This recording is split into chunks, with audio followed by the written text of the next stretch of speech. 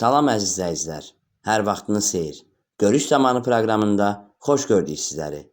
Bugünkü görüşümüzün qonağı Cənubi Azərbaycandan milli fəal Qadir Cəlloğludur.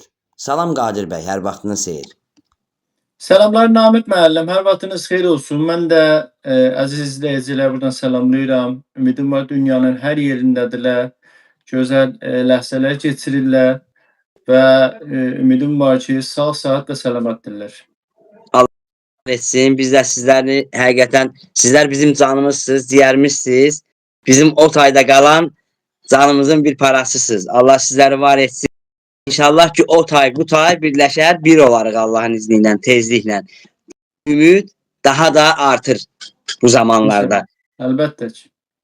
Qadir bəy, mən sizi gözəl tanıyıram. Amma bizi dünyadan, Yüksat vasitəsilə dünyadan izləyən Mərzan televiziyasının bütün izləyicilərini sizi tanıyıram. Az da olsa özünüz haqqınızda qısaca məlumat verin, sonra proqramımıza kesid edək. Buyurun. Oldu, çox sağ olun. Mən Mərzan TV izləyicilərinə çox təşəkkür edirəm ki, Sağ olun. bizləri daima izləyirlər, gündəm münasibətləri təqib edirlər. Təşəkkür ederim. Və çox sağ olun ki, gözəl sözləriniz üçün. O tay bu tay Azərbaycan. Əslində o tay bu tayımız artıq daha qalmamalıdır. Yoxdur, ümidimiz var ki, gerçəkdən də o tay bu tay məsələsi olmasın. Amma bunun üçün bir sıra işlər görmək lazımdır. Mən sadə bir milli fəalam, Azərbaycan milli fəalıyam. İllərdir İranda yaşadım, orada böyüdüm və daha doğrusu Türklüyümüzü savunduğumuz için, biz Azərbaycanlı olduğumuzu savunduğumuz için devlet baskısına məruz qaldıq. Tutulduq, həbs olduq, işgəncə olduq və orada yaşam imkanı artıq bizdən alındı. Çünki bilirsiniz, İran indi Fars şovinizminin əlinin altındadır və biz Türkləri orada rəsmiyyətə tanımırlar və biz əgər orada Türklüyümüzü savunsaq, onda bizi bir əmniyyəti proses kimi xarici devletlərə bağlamaq prosesi geçirilir və bizi bir, daha doğrusu onların deyiminə indi casus adlandırırlar ya xarici devletlər işçisi olaraq dəyərləndirirlər və bizlərə çox ağır baskılar daha doğrusu uygulayırlar. İndi də bilirsiniz, illər boyudur Azərbaycan milli fəalları zindanlardadılar, həbslər çəkirlər, yazıları bile heç bir yerdə yayılmır, öz ana dillərində yazıb oxuma haqları yoxdur. Ondan sonra Urmu gölümüz o vəziyyətdədir, bilirsiniz, yəni oraya Urmu gölünü belə etiraz eləməyinə bizə bir əmniyyəti proses olaraq tərifləyiblər və bizə hər cürə işgəncəyə məruz qoyurlar. Vəlhasıl indi bu qədər fəaliyyətdən sonra nəhayətdə mən ölkə dışına çıxmaq zorunda qaldım. Yaxlaşıq 8 il mən şanlı Türkiyəmizdə yaşadım. Yəni bu yaşamaq şansı mənim, daha doğrusu mənim üçün ən gözəl bir xatirə oldu və bəlkə həyatımın ən gözəl ləhzələrini ilə Türkiyədə yaşadım. Çünki bilirsiniz, Türkiyə və Azərbaycan bizim öz ölkəmiz sayılır, öz doğma böyümə ölkəmiz sayılır və orada çox rahatlıqla deyə bilirik ki, hər hangi bir fəaliyyətimizi qabağa aparaq. Orada özümüzü yerli olaraq hiss edirik və bu bizim üçün çox böyük bir qürurdur. Amma hər halda bəzi beynəlxalq məsələlərdən ötürü biz orada vətəndaş sayılmırıq. Dolayısıyla bizim orada yaşamımızı devam etdirməmiz də imkanı olmur. Ayrıca İran devletinin baskısı da buna əlavə olduğunda, yəni orada yaşamaq heç də şansımız olmur. Məgərin ki, Türkiyə vətəndaşlığı əldə eləyək ki, mən eləyə bilmədim, əldə eləyəm hər halda. Nəhayətdə bugün gəlmişəm Kanadaya və Kanadadan daha doğrusu fəaliyyətlərimi bu şəkildə devam etdirirəm. Umarım ki, xalqımıza və millətimizə və bütün dünya Türk xalqına dəyərli bir şəxs olaraq eləyə biləm, xidmət eləyəm. İnşallah o ki, elə Cənubi Azərbaycanımızdan siz arasınız və həmənki bu fəaliyyətinizi orada davam edəsiniz. Biz də buna arzu edirik. Heç vaxt adam öz ölkəsini, öz vətənini atıp getməz. Çünki istəməzsiniz ki, öz ölkənizdən gedəsiniz. Deməli sizə Təbii. bunu vadar eləyiblər. Bu fars bu ona görə də Allah sizin köməyiniz olsun tezliklə öz ölkənizdə, öz vətəninizdə rahat, firavan yaşayırsınız. Biz də bunu arzu Əlbəttə ki, edirik. əlbəttə ki, biz 50 milyon Azərbaycanlı olaraq ürək bir, dil bir, əməldə bir, təbii ki, biz Azərbaycanımızı, şanlı Azərbaycanımızı quracağıq inşallah. İnşallah. Biraz gezi tezi var Allah'ın iznindən o da olar. İnşallah. Qadir bəy, Güney Azərbaycanda yaşayan türklərin qarşılaşdığı ən böyük problemlər sizcə hansılardır? Bizim geçmişten gelen bir sıra problemlerimiz vardır. Detaylarını istesem sadece başlık olarak değinem. Bu ki bizim normal haklarımız ölkədə rəsmiyyətə tanınmır. Dolayısıyla bayaqlamı da dedim, bizim nə hizb qurma fəaliyyətimiz mümkündür orada, nə özümüzü ifa etmə şansımız mümkündür orada, nə türklüyümüzü savunma şansımız orada artıq qalmışdır və çox böyük əmniyyəti proseslərlə biz qarşı-qarşıyıq. Onun yanında bizim 3-4 cephe ilə eyni anda mübarizə edilir. Birisi Mallar rejimidir, İran İslam Cumhuriyyətidir ki, biz onunla daima mübarizədə olmuşuq. Heç zaman onu rəsmiyyətə tanımadıq, məşruiyyətə tanımadıq və həmişə hər zaman onunla mübarizədə olduq. İkinci tərəf qarşımızda ki, elə Cumhur İslamı qədər bizi əziyyət edibdir. Fars şovinizmi bugün onların daha doğrusu təmsilçi səltənət tələblərdirlər ya da şahçılardırlar ki, biz daima onlarla da mübarizə etmişik və bundan sonra da yenə aktiv mübarizəmizi davam etdirəcək. Çünki Fars şovinizmi əslində bizi hədəf alaraq bizim kimliyimizi müstəqim hədəf alaraq bizi yoxsullaşdırıb və yoxsulluğa doğru sürükləməyə çalışır. Bu demək deyil ki, biz Farslarla təbii ki düşmənik. Yox. Biz Farslarla heç bir problemimiz yoxdur. Bizim Farslar bir etnik olarak bir dost, qardaş, daha doğrusu belə deyək də, əgər böyük bir pəncərədə baxsaq, geniş açıdan baxsaq, onlar bizim vətəndaşlığımız sayılırlar və elə o biri xalqlarda, ha belə ərəbi olsun, kürdü olsun, loru olsun, bəxtiyarası olsun, gilək olsun, Mazəndaranisi olsun, bütün xalqlarla qarşı bizim heç bir xalqla düşmənliyimiz yoxdur. Amma bugün Fars şovinizmi siyasi bir arenada, daha doğrusu İsrail'i, Amerikanı hamısını alıp dalına və bizim kimliyimizə saldırır. Bizim varlığımızı yox etməyə çalışır. Bugün Azərbaycanda hər kəs mən Türkəm desə, daha doğrusu onu bir xarici qüvvə olaraq sayılır və bu heç də doğru deyil. Ondan sonra bizim biraz daha əgər çox gündəm məsələlərinin üstündə danışsaq, bilirsiniz ki, bugün İranda bir savaş gedir. Bu savaşın daha doğrusu qolları getbə-get genişlənir. Bu genişlik baisi olur ki, Amerika devletləri İsrail vasitəsinin əli ilə Kürdləri aktivləşdirməyə çalışır. Bugün mən xəbərlərdə gördüm ki, İranın Sepah qüvvəsi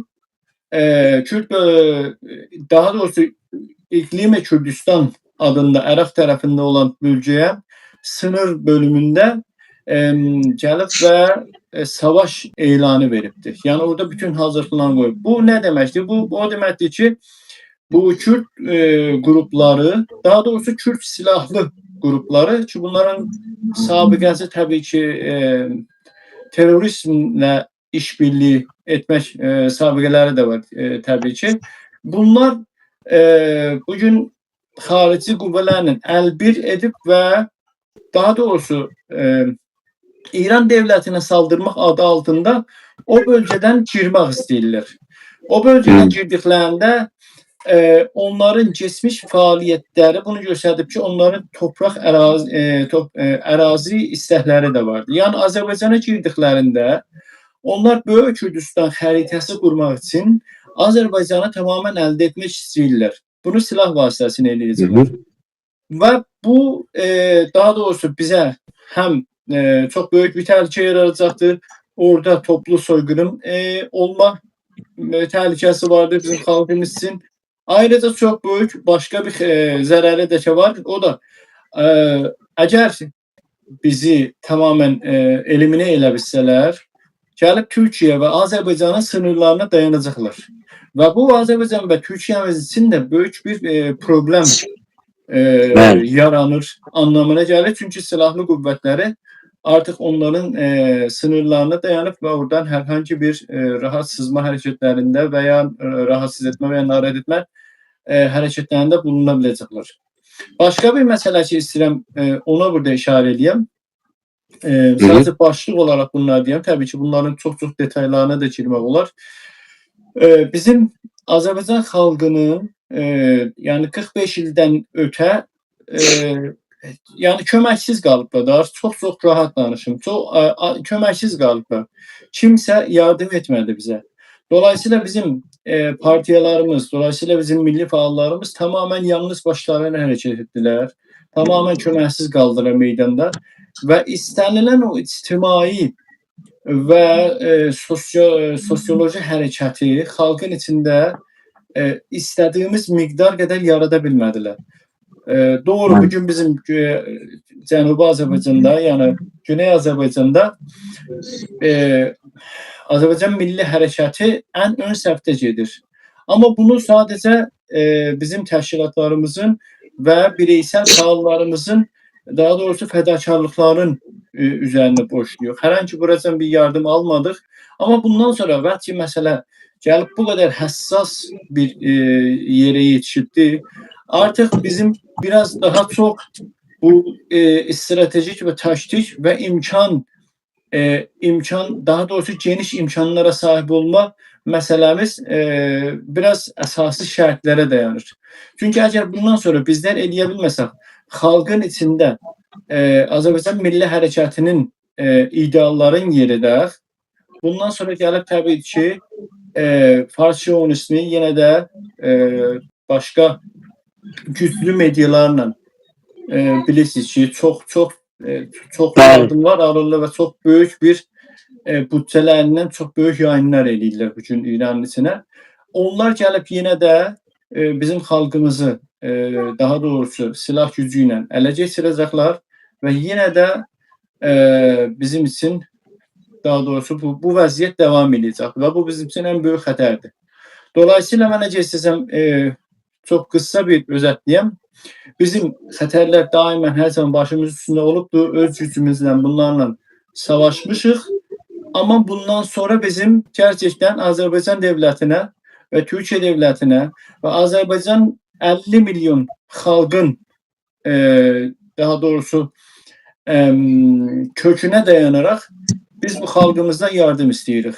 Bu yardım əgər bizim üçün gəlməsə, biz doğrudur.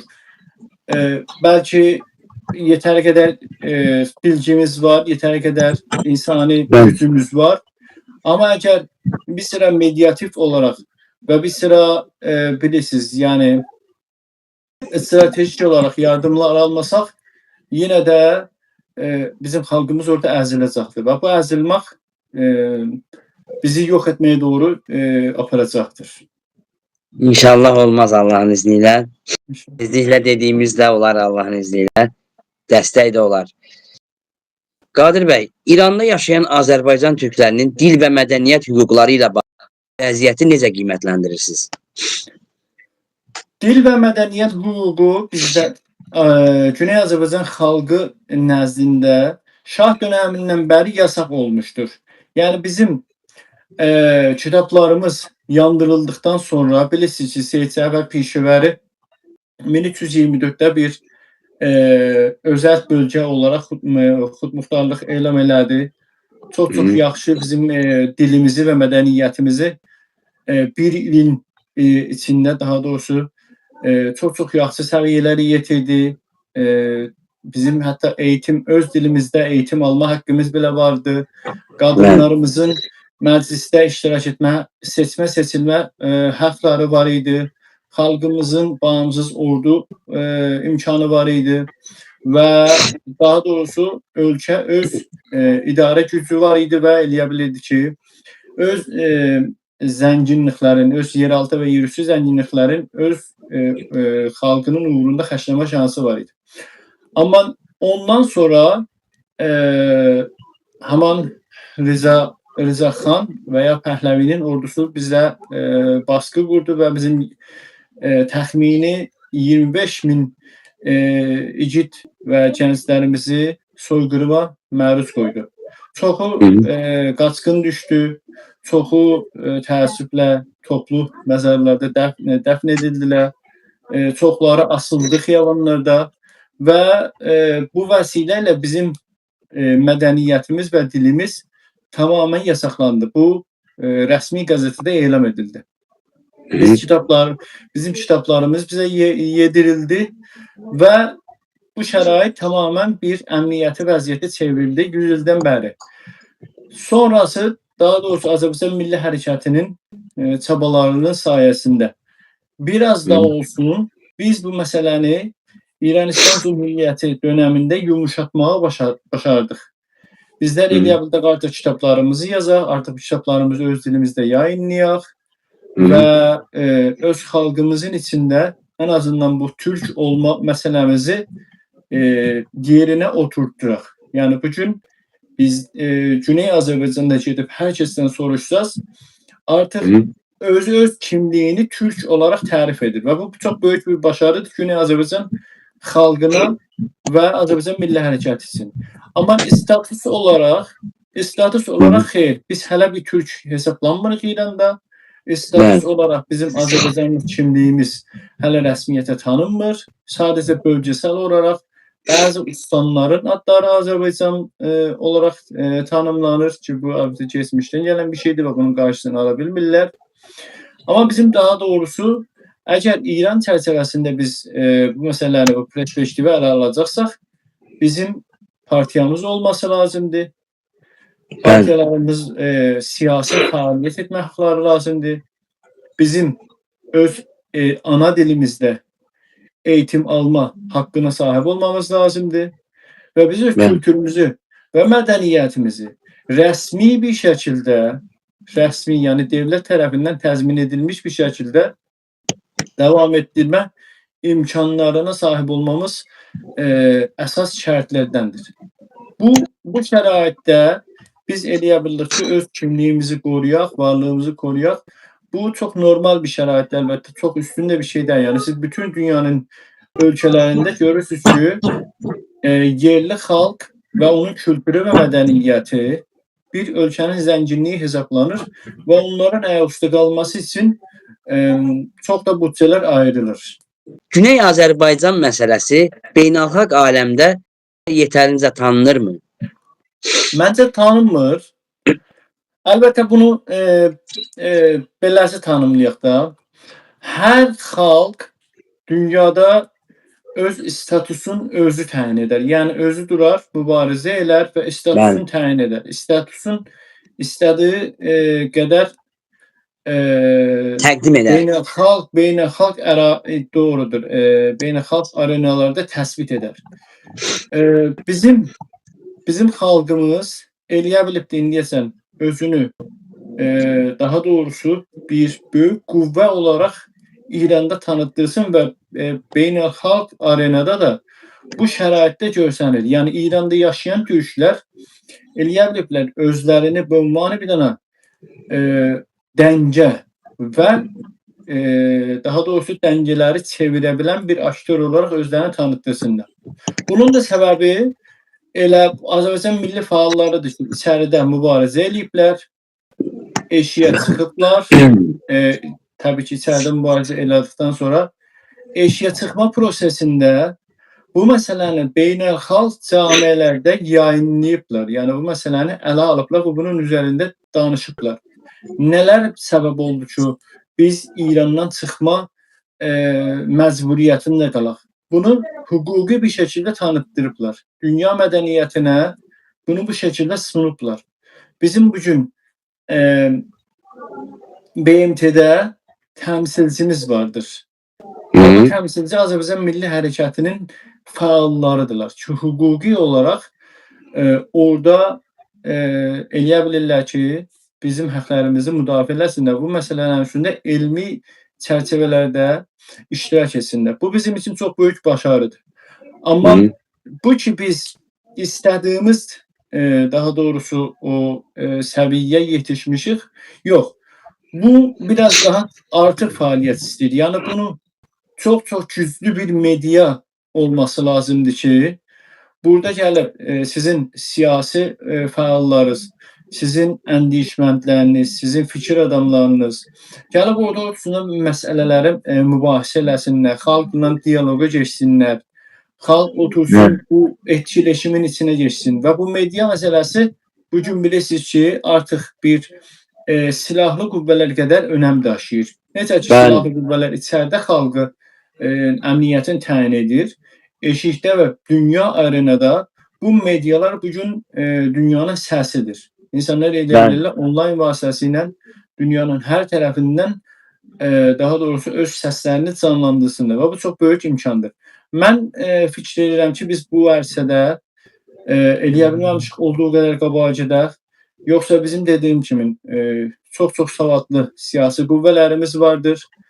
Çox bilgin fikirli insanlarımız vardır və yetərli qədər eləyə bildik ki, bu məsələni qabağa aparaq.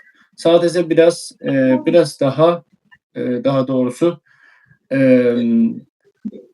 biraz da devlət gücünə ehtiyacımız vardır ki, bizi təcrübi olaraq dəstək versin, yetişdirsin və biraz imkanları biraz imkan bizə sağlasınlar. İnşallah. Qadir bəy, sizin mühacir həyatınız və sizi vətəni tərk etməyə məcbur edən səbəblər nə oldu?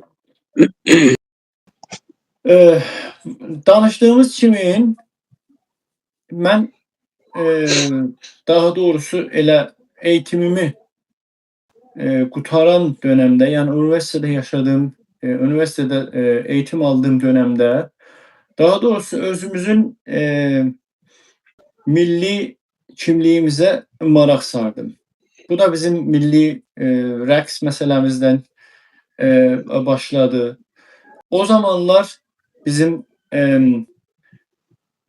Bəz qalasında, Babək qalasında yığıncaqlarımız olardı. Ki, bu məsələdə çox insanı bir sualla qarşı-qarşıya gətirir ki, mənim kimliyim nədir və mən nə cür edə bilirəm bu kimliyimi yaşadam. Və bu məsələlər basis oldu ki, mən öz kimliyimi araşdırmaya başladım. Və bu kimlik araşdırması daha doğrusu bizim yani zamanındaki devlətimizi yani mənim əleyhimə yeni bir çeşitli dosyalar yaratdırmağa sevk etdi. Daha doğrusu təbii ki, həbslər, işgəncə və çeşitli baskılar üzərinə artıq orada fəaliyyət etmə imkanım olmadı və ölüm təhlükəsi ilə qarşı-qarşıya gəldiyim zaman da məcbur oldum özümü və ailəmi təbii ki, İrandan çıxardım. Yardımcınız olsun. İnşallah tezliklə öz vətəninizdə olarsınız. Bəy, Güney Azərbaycan gəncliyi bugün milli kimliyini qorumaq üçün kifayət qədər fəaldırmı? Kifayət qədər fəaldır. Əgər xalq olaraq nəzərdə alsaq, kifayət qədər fəaldır, kifayət qədər meydanlardadır. Eləyə bilir siyasi arenanı araşdırsın, incələsin, nə iş görəcəyinə çox doğru bir zəmində qərar versin və xalq olaraq da dayanışmasını iləri aparsın. Artıq o biri devlətlərlə etkiləşimə də keçibdir. Bizim Türkiyə devlətimizdən etkiləşimdədir. Azərbaycan devlətimizdən etkiləşimdədir. Dayanışma çərçivəsində bəhs edirəm təbii ki. Amma bilirsiniz ki, siyasi arenada çalışmaq başqa bir məsələdir. Onu yaxşı incələyə bilmək başqa bir məsələdir. Amma oyun qurucu olmaq da başqa bir məsələdir. Bugün əgər biz İranda oyun qurucu sahəsinə keçmək istəyirsiksə, biraz daha məncə fəaliyyətimizi artırmamız lazımdır. Biraz daha məsələlərə fərqli bir perspektivdən yaxlaşmamız lazımdır və biraz daha məncə xalqımızın gücünü ortaya qoyub və bu böyük potansiyeli necə dəyərləndirə biləcəyimizi masaya yatırmamız lazımdır. Çünki bizim Bəli. orada böyük bir xalqımız vardır. Amma yetəri qədər bəlkə eləyə bilmirik ki, sərgiliyək.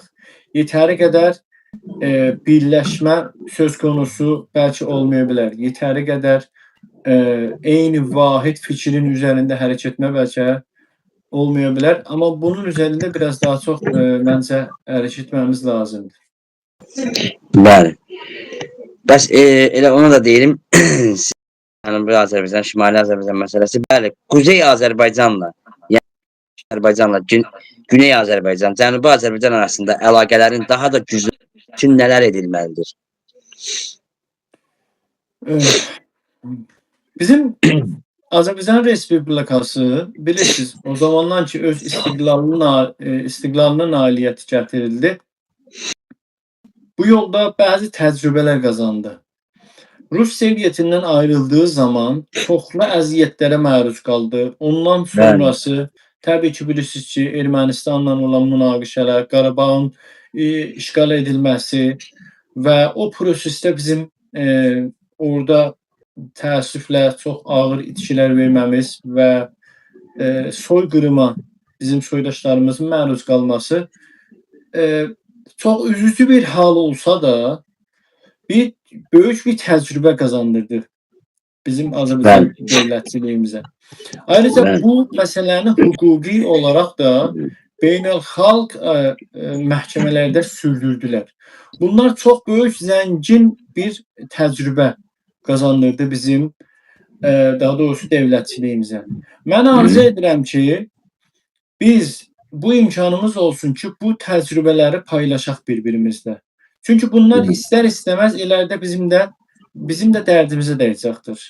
Biz əgər özümüzü 50 milyon Azərbaycanlı olaraq dəyərləndirirsəksə, bunları bir vahid toplum olaraq görməmiz lazımdır. Bizim bütün insanlarımız, istər fərdlərimiz olsun, istər təşkilatlarımız olsun, istər dövlətçilik sahəsində olsun, istər geostratejik, geopolitik və geoekonomik özəlliklə məsələlərində bizim işbirliyi etməmiz artıq qaçınılmaz olubdur.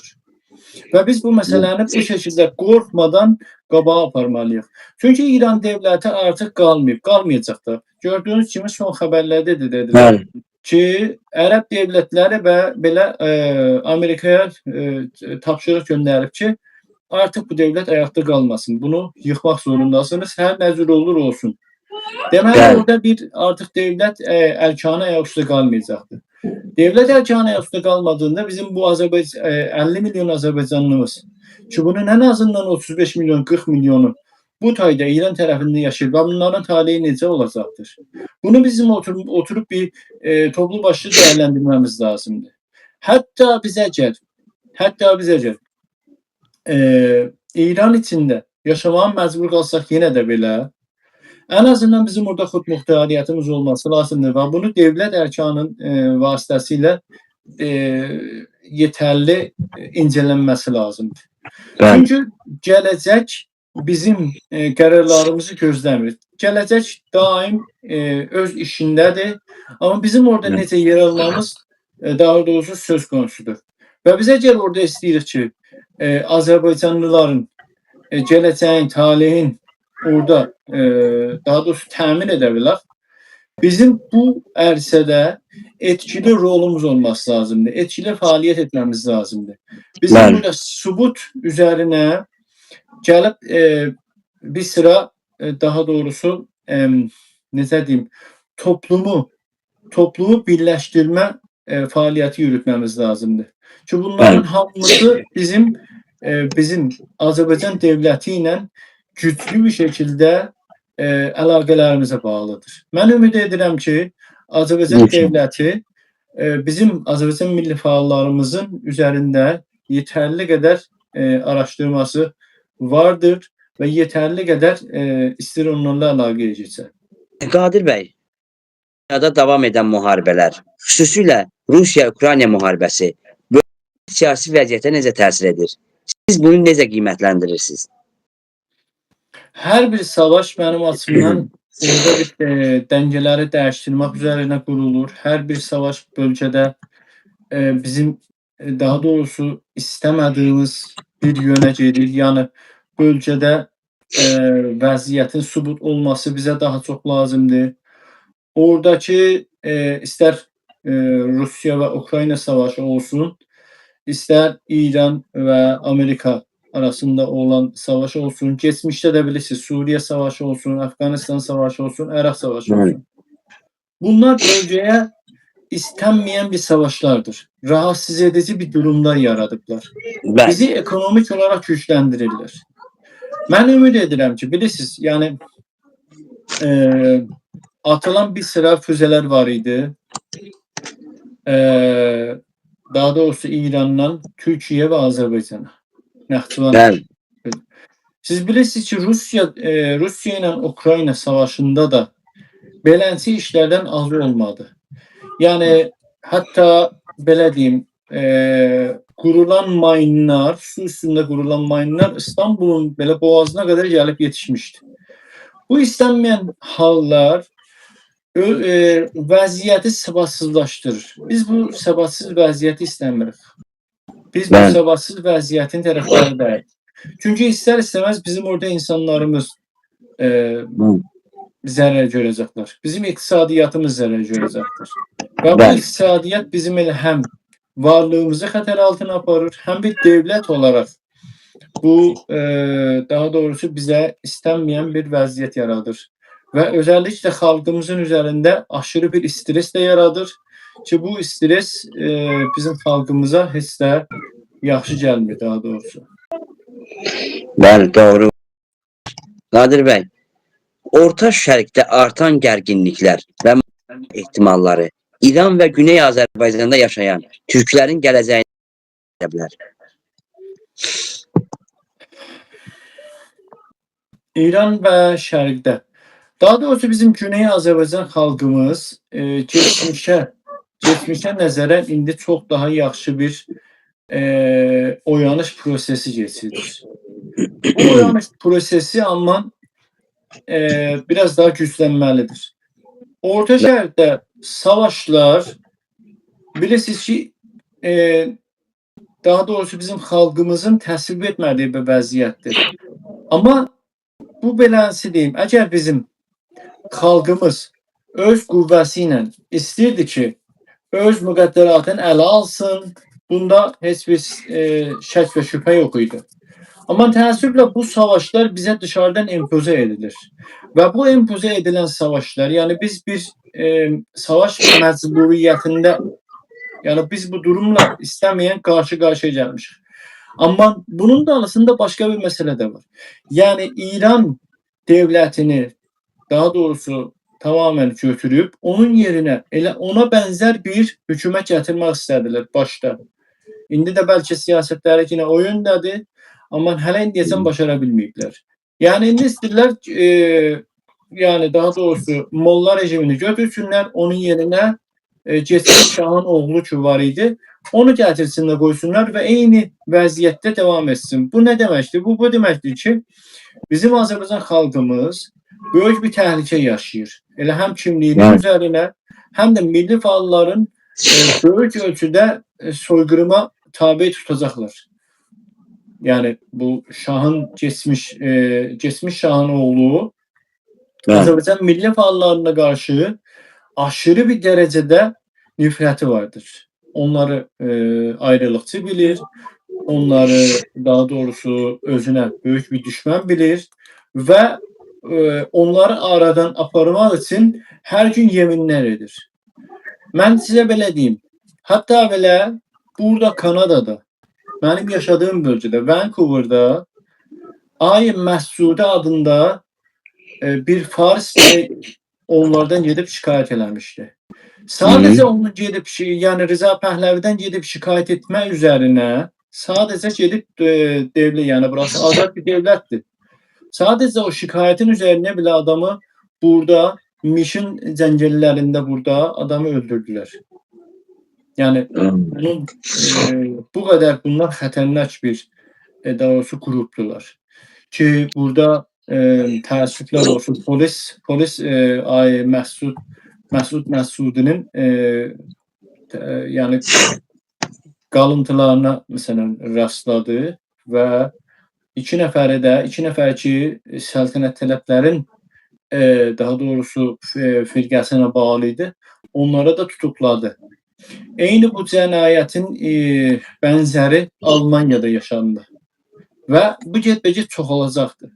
Dolayısıyla bizə bu nişanələri verir ki, bunların da Molla rejimi ilə aralarında heç bir fərq yoxdur. Sadəcə əmmavəni götürüb yerinə bir dənə tac qoymaq istəyirlər və həman şovinisti siyasət davam edəcəkdir. Bu bizim xalqımız üçün çox böyük təhlükədir.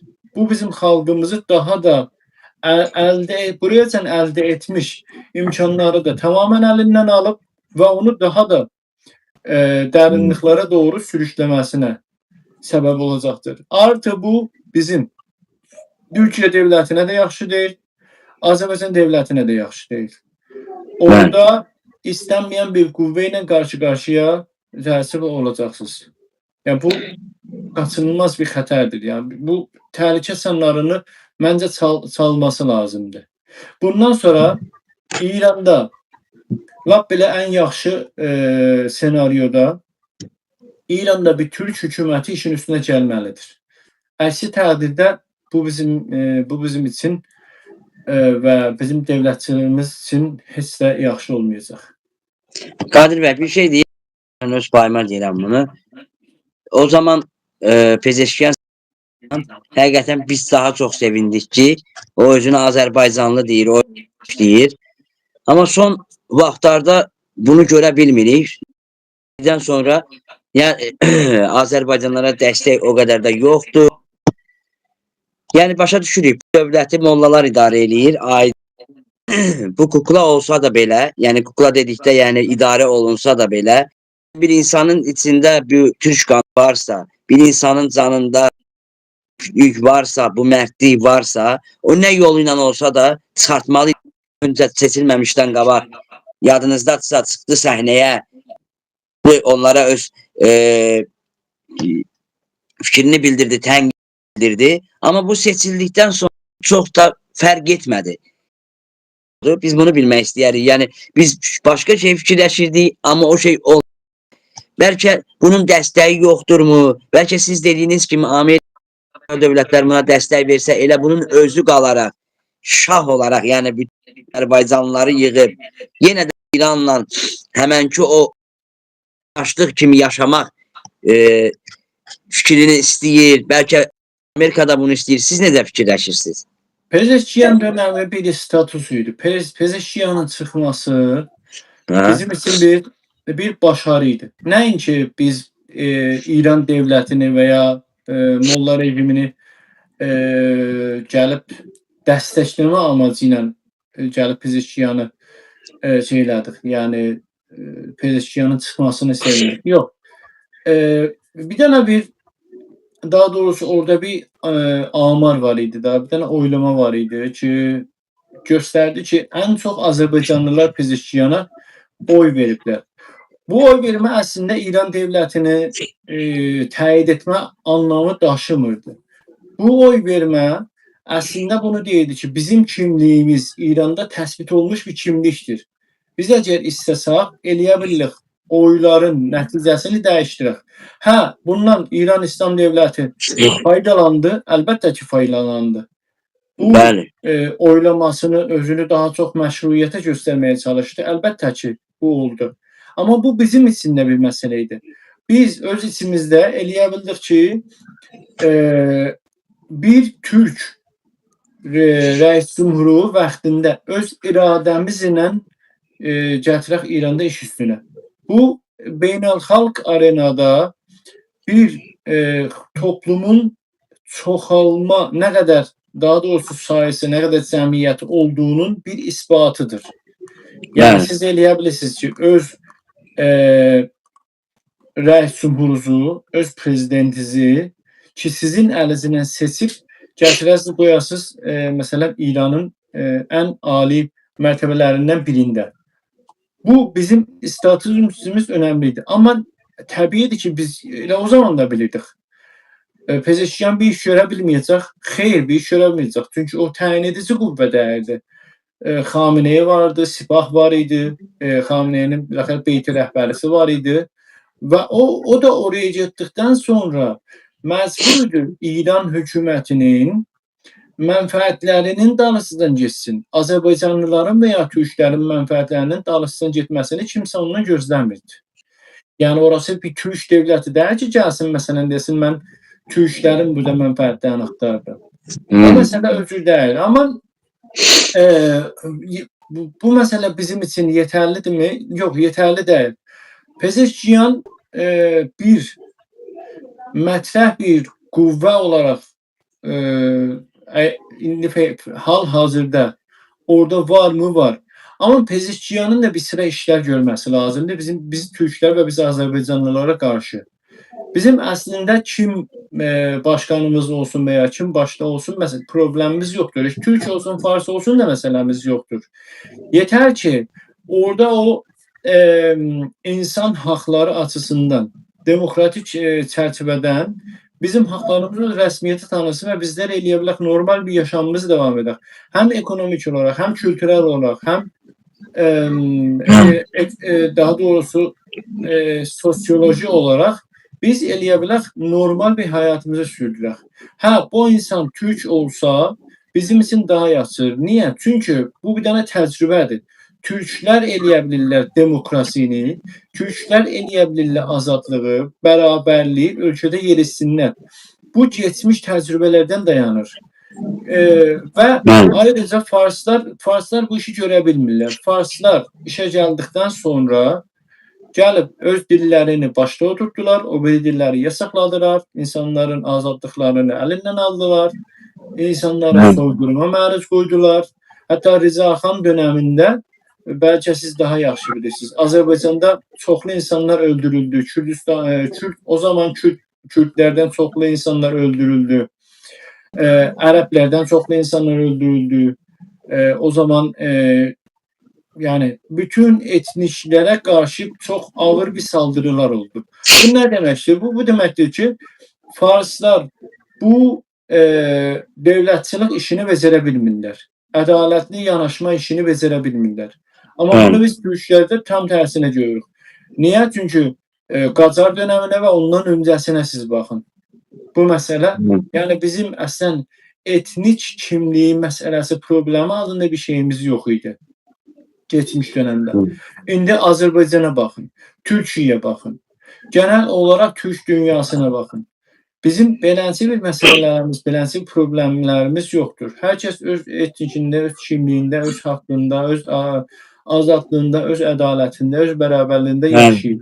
Hə, yəni tam belə %100 mənada varmı? Təbiətən ki yox. Təbiətən ki yox. Yenə də onların ilerləməsi lazımdır. Amma en azından minimum bir səviyyədə vardır. Yəni razı edici bir səviyyədə vardır. Bəli Qadir bəy, Allah sizi var etsin. Çox sağ olun.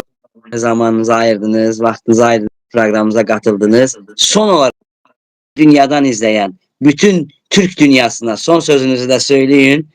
Proqramımızı bitirək. Buyurun. Çok teşekkür ederim bana davet ettiğiniz için. Bu vaxtı ayırdınız. Mən son söz olarak əlbəttə ki mənim sözüm çoxdur. Çox daha doğrusu xalqımızla və biz izləyənlərlə danışmaq istəyirəm. Fikirlərini daha çox eşitmək istəyirəm. Bizim danışmaqdan çox daha eşitməyə ehtiyacımız vardır. Yazsınlar, oxuyaq, görək məsələ nədir, məsələləri doğru dəyərləndirək. Amma mənim öz baxışımdan Güney Azərbaycan Türk dünyasının qapısıdır bu günlərimə. Güney Azərbaycanın məsələsi bu gün çözüldükdən sonra bizim çox böyük bir geostratejik və geopolitik məsələmiz çözülür. Güney Azərbaycan məsələsi bizim ekonomik olaraq bizi Çinə qədər aparır və oradakı Uyğur türklərinə belə çox böyük sahədə yardımcı olacaqdır. Güney Azərbaycan bu günlərimə məncə Türk dünyasının baş rolu, baş məsələsi olaraq dəyərləndirməlidir. Niye? Çünkü bu bizim önümüzü açacaktır. Bu bizim ekonomik olarak önümüzü açacaktır. Bu Bəli. bizim çok büyük bir zenginliğimizi, 35 milyon insanlığımızı bize yeniden kazandıracaktır. Kim İnşallah. istemez büyük Azerbaycan'ı, kim istemez büyük Türk dünyasını. Biz her halda ister istemez biz bu dışarıdan gelen kuvvelere karşı bir reaksiya almamız lazımdır. Bu reaksiya bizi eğer birləşdirə bizim faydamız olacaq. Əgər birləşdirə bilməsə, təəssüflə bu bizi get-və-get parçalamağa yaxınlaşdıracaqdır. Son olaraq bir daha dostlarıma müraciət edirəm, insanlarımıza müraciət edirəm. Güney Azərbaycan məsələsi bu gün ən önəmli məsələdir. Kürdlərin ora girməsi Azərbaycan dövlətçiliyimizə və Türkiyə dövlətçiliyimizə böyük bir təhlükə yaradacaqdır. Dostlar, əmniyyəti təhlükələr yaradacaqlar. Gəlib oturacaqlar orada, bilirsiniz, yəni füzələri yağdıracaqlar bizim başımıza. Orada gərginlik yaradacaqlar. Orada terror qrupların bəslənməsi bizim üçün ən ciddi xətərdir. Və bu məsələni bərtərəf etmək üçün bizim orada tək bir dənə aktörümüz var. Güney Azərbaycan Türk milləti, Güney Azərbaycan Türk xalqı, Güney Azərbaycan milli fəalları ki, bu yolda canlarını veriblər, ki, bu yolda özlərini fəda ediblər. Biz bu alternatifi dəyərləndirə bilsək, bizim gələcəyimiz üçün fayda olacaq. Dəyərləndirə bilməsək, şərait bizim əksimizdə işləyəcək və bizi get-və-get zəifləşdirəcəkdir. Yəni, inşallah əminliklə deyirəm ki, Allahın izniyle orada siz muhtariyyət da alarsınız. Biz buna əminik və nə görə əminik? Siz həqiqətən düz deyirsiniz. Bizim orada 35 milyon Azərbaycanlımız var. Yəni ümumən 50 milyon Azərbaycanlı olmağı kim istəməz? Amma onun da bir vaxtı var, zamanı. Bəlkə də vaxtı elə tezləşib, yaxın zamanlarda olacaq Allahın izniyle.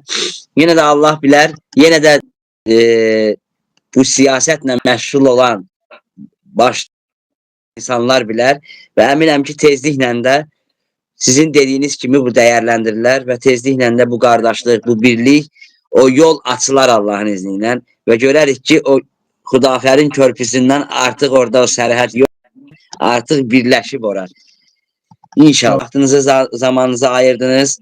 Yəni bizim saat fərqimiz 12 saat fərq olsa da belə siz sağ olun ki, bax bu dəyərli sabah yuxudan qalxaraq bizimlə, Azərbaycanımızla, bizlə, yəni siz Türk olaraq vaxtınızı ayırdınız, gözəl söhbətlər etdiniz, gözəl suallarımıza cavab verdiniz. Minnətdarıq sizə. Bir daha Qadir bəy, təşəkkür edirik. İnşallah başqa proqramlarda, başqa görüşlərdə tezliklə yenə də görüşmək ümidi ilə. Çox sağ olun. Mən də sizdən təşəkkür edirəm. Bir daha xalqımızdan, Mərcan TV izləyənlərinə təşəkkür edirəm ki, buraya bizi izlədilər. Ümidim var ki, tez-tez yorumlarını yazsınlar ki, biz əgər yanlış bir yorumlarda bulunmuş olsaq, onları bilək və bir sonraki dəfə onları düzəltməyə çalışaq. Sizdən də Namıq bəy, təşəkkür edirəm ki, vaxtınızı ayırdınız, məni dəvət etdiniz. Bu mənim üçün çox böyük bir şərəf idi ki, sizinlə birlikdə bir proqramda olam və buradan yenidən hər kəsi salamlayaraq hər vaxtınız xeyir olsun deyirəm. Sağ olun. Siz de orada bizim yüreğimizin bir parası. Sizləri var etsin. Təşəkkür edirik. Sağ olun Qadir bəy. Sağ olun əziz izləyicilər. Gələn görüşlərə dək.